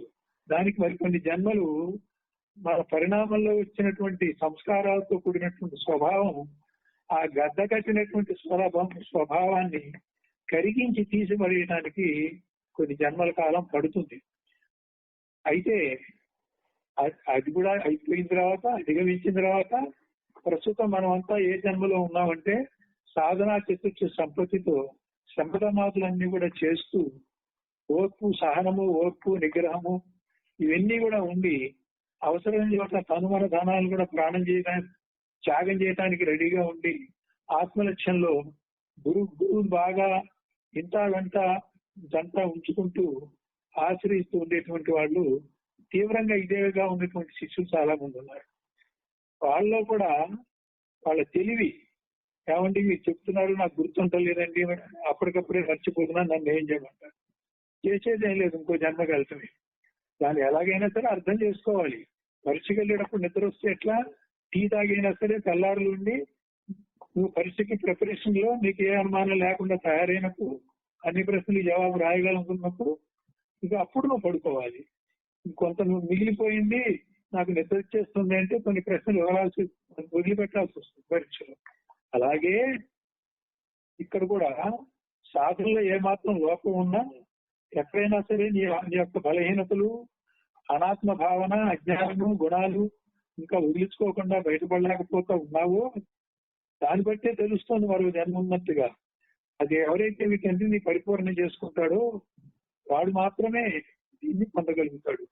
కాబట్టి బ్రహ్మ విద్య శాస్త్ర ప్రకారం చెబితే కష్టమేమో కానీ ఇవాళ మనం చెప్పుకునే పద్ధతిలో అందరికీ వ్యావహారిక భాషలో రోజువారీ మీరు జీవించే విధానంలో మన పాగోల్ స్వామి గురువు గారు చెప్పినట్టుగా మన సంసారాన్ని ప్రయోగశాలగా చేసుకొని మన ఇంట్లోనే ఎవరితో వైవిధ్యం లేకుండా అందరితో సమన్వయం చేసుకొని తలుపులలో, మాటలలో, చేతల్లో ఎవరిని బాధ పెట్టకుండా, స్వార్థం లేకుండా, ఇవి పదాలను అర్థం కానివా, ఇవన్నీ కనుక చేసుకుంటే అసలు ఒక స్థితికి జన్మగా రావచ్చు. కానీ దీన్ని పూర్ణం చేసుకున్నవాడు తప్పకుండా వచ్చే జన్మలో మోక్షం పొందుతాడు. కాబట్టి ఇక్కడ ప్రజ్ఞా విశేషము అన్నాడు. ప్రజ్ఞా విశేషం అంటే ఇది మనం చదువుకుంటే వచ్చేది కాదు. చదువు రాని వాళ్ళకి కూడా ఆ ప్రజ్ఞ మేల్కొంటుంది. ఏమిటంటే నాకు చదువు రాదండి, నాకు గుర్తుండదు అంటారు. అది నేను ఒప్పుకోను. అది మన మానసిక స్థాయి దగ్గర నుంచి మనం ఒక బుద్ధి సాక్షి దాకా కనుక వెళ్ళేట్లయితే నీకు గురువు అంతఃస్ఫురణ ఇస్తాడు. అంతఃస్ఫురణతోటి నీకు ఏ చిక్కైనా విడిపోతుంది, ఎటువంటి జ్ఞానమైనా స్పష్టంగా తెలుస్తుంది. అది చదువు రాని వాడికి కూడా తెలుస్తుంది, దాంట్లో సందేహమే లేదు. ఇక్కడ చదువుతో సంబంధం లేకుండా ఈ ప్రజ్ఞా విశేష రూపాల్ని 7 భాగాలుగా ఇచ్చారు. ఇది వేదాంత పదకోశ దీపికలో కూడా ఉంది. పండ, మేధ, చార్వి, చత్వ, గృహీతి, శ్రౌతి, ప్రతిభ అని 7 ఉన్నాయి. పండ అంటే తెలుసుకోగలిగినటువంటి బుద్ధి. ఏదైనా చెప్తే ముందు నీకు తెలుసుకుందాం అనేటువంటి ఆసక్తి ఉండాలి. చెప్పేటప్పుడు శ్రద్ధగా వినాలి. విషయవాసనలు కానీ ఏది కూడా ఆ శ్రవణ కాలంలో నీకు అడ్డు తగలకుండా ఉంటే తప్పకుండా అర్థం అవుతుంది. నీ మైండ్ అటు ఇటు డైవర్ట్ అయితే అర్థం కాదు.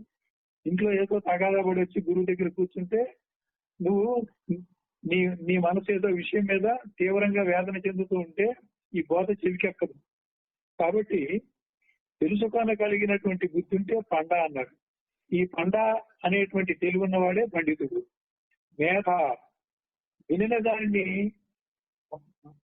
మర్చిపోకుండా ఉంచుకోగలిగినప్పుడు, వినదాన్ని మర్చిపోకుండా ధారణ చేసుకోగలిగినటువంటి బుద్ధి ఏదైతే ఉందో అది మేధ. వీడిని మేధావి అంటాం. చత్వ, గురువు మరి మనకి వయసు అయిపోతుంది, ఆయుష్ ఎప్పుడు తీరుతో తెలియదు. కొత్తగా వచ్చాము వినడానికి గురుబోధ, టైం ఏమో తక్కువ ఉంది. గంటన్నర బదులు 2 గంటలు చెప్తాను నేను. ఇదే చూడమని సంవత్సరం పడుతుంది. మీరు రోజుకు 3 గంటలు వింటానంటే నేను 6 నెలల్లో పూర్తి చేస్తాను. కానీ మీకు విసుగు వస్తుంది. ఎవరైతే విసుగు లేకుండా ఎన్ని గంటలైనా సరే గురుబోధ వింటాడో వాడు చత్వ. గృహీతి,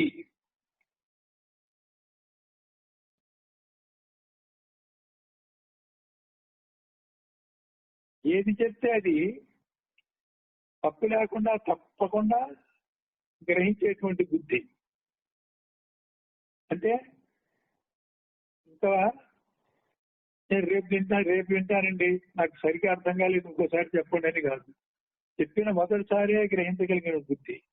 ఇది పండ కంటే మేధ గొప్పది, మేధ కంటే చార్వి గొప్పది, చార్వి కంటే ఇప్పుడు చెప్పే చత్వ గొప్పది. ఇది చెప్తే తప్పకుండా వింటాడు, అర్థం చేస్తాడు అంతే. వాడికి రెండోసారి చెప్పక్కర్లా ఏం చెప్పినా.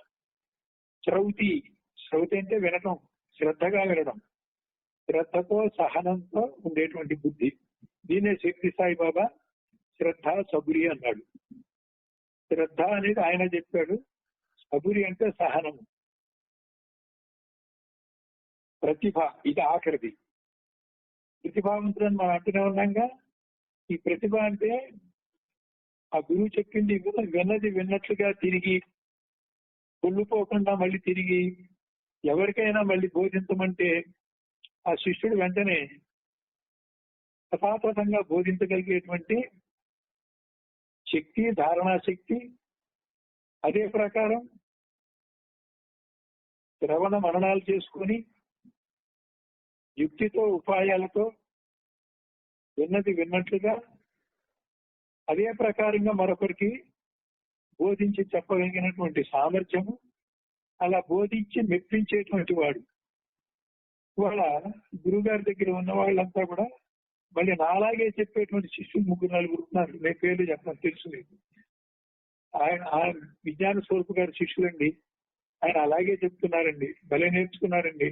ఇక ఆయన చెబితే ఈయన చెప్పి, ఆమె చెబితే ఈమె చెప్పినట్టుంది అని కొంతమంది చెప్తా ఉంటే వాళ్ళకి ఏమిటుంది అక్కడ? ప్రతిభ,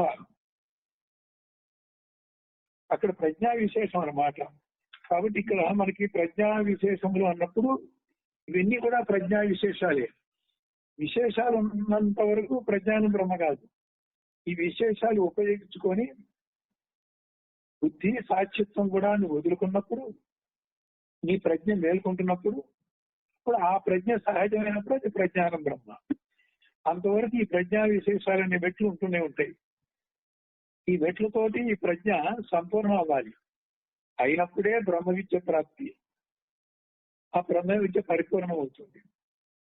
అందుకే ఈ రోజున బోధాధికారులు చేసి కొంతమంది శిష్యులకి మళ్ళీ తిరిగి ఇంకొకరికి చెప్పమని చెప్పడానికి కారణం ఏంటంటే, ఈ ప్రజ్ఞాన విశేషాల్లో ప్రతిభ దాకా రావాలని, ఈ ప్రతిభతో పూర్తిగా దాటిపోయి స్థితప్రజ్ఞుడు కావాలని, స్థితప్రజ్ఞత్వంలో ప్రజ్ఞాన బ్రహ్మ అనుభవం పొందాలని, ఆ తర్వాత అహం బ్రహ్మాస్మి పొందాలని ఒక క్రమాన్ని శిష్యులు నడపడం కోసం ఈ రోజున మీ అందరికీ కూడా ఎవరినన్నా ఒక 3-4 పెట్టుకొని చెప్పండి అనేటువంటి అవకాశం మన గురువులందరం కూడా ఆ శిష్యులకి ఇస్తున్నాం.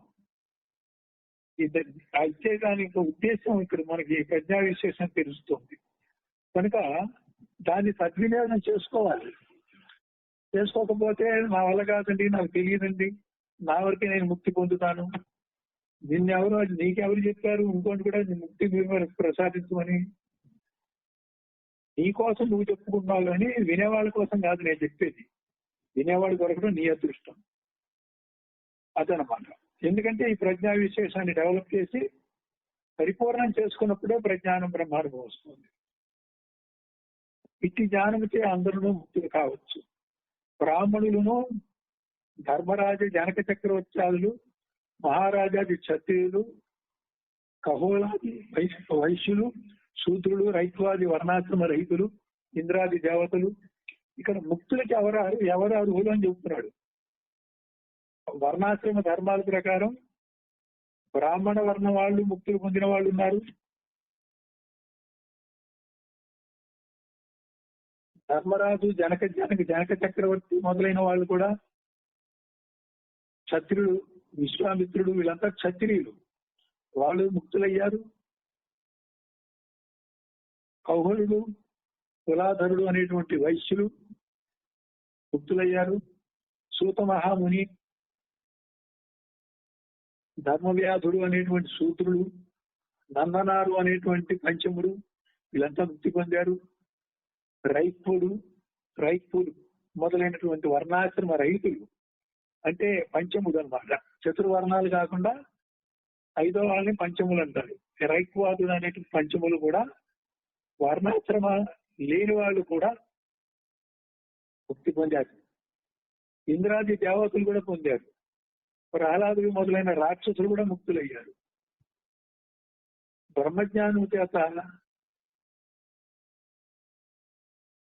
గజేంద్ర మోక్షంలో ఏనుగు కూడా ముక్తి పొందింది. కాబట్టి ఈ బ్రహ్మజ్ఞానం అనేటువంటి దాంట్లో యోగ్యత అర్హత అనేటువంటిది అందరికీ ఉంది. స్త్రీల విషయం వస్తే చూడాలా, మైత్రేయి, యాజ్ఞవల్కుని యొక్క భార్య మైత్రేయి, వీళ్ళందరూ కూడా ముక్తులయ్యారు. మదాలస, సకల శాస్త్రములు ఈ విధంగానే చెప్తున్నాయి. కాబట్టి బ్రాహ్మణులకే మోక్షం అనేది పక్కన పెట్టండి. అన్ని కులాల వాళ్లకు, సరైనటువంటి పద్ధతిలో పోతే అన్ని మతాల వాళ్లకు, ఏ స్థాయి వరకు ముక్తి అనేది నువ్వు నిర్ణయించుకున్నావో అంతవరకు ముక్తి అయ్యేటువంటి అవకాశం, తిరిగి రాని మోక్షం దాకా పరమపదం అయ్యేదాకా కూడా ఒక అవకాశము. చతుర్వర్ణాలకి, వర్ణరహితమైనటువంటి పంచములకి, స్త్రీలకు ఏదో కారణం వల్ల మనిషి మళ్ళీ పశు జన్మెత్తి మళ్ళీ పశు జన్మలోనే మనిషి మానవ జన్మకి రాకుండా కూడా ముక్తి పొందినటువంటిది గజేంద్ర మోక్షం. గజేంద్రుడికి అంతకుముందు ఒక రాజు, అతను ఒక అహంకారం వదులుకోనందువల్ల గజరాజుగా పుట్టి ఆ మొసలి చేత పట్టి పీడించబడ్డప్పుడు, అహం నశించినప్పుడు సాక్షాత్ విష్ణు స్వరూపమే గజేంద్రుడికి మోక్షం ఇచ్చాడు.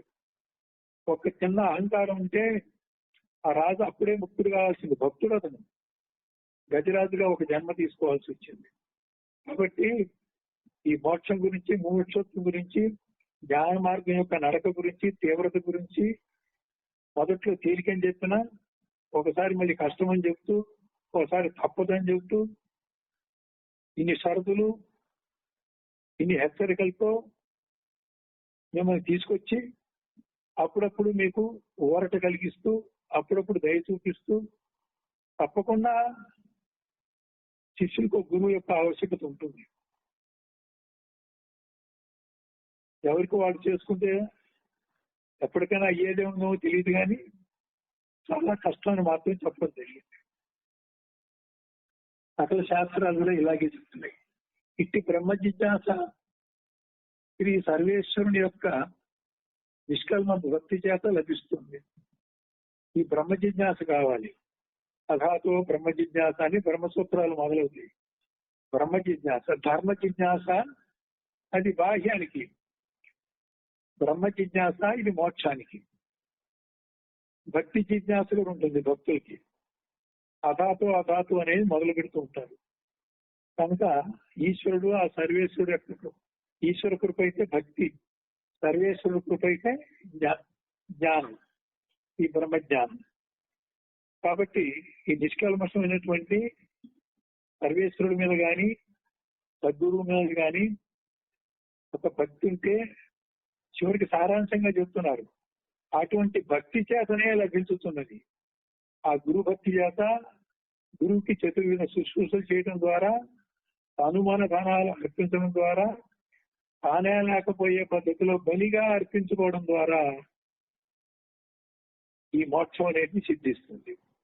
శృతి స్మృతులు కూడా అన్ని చోట్ల ఇలాగే చెబుతున్నాయి.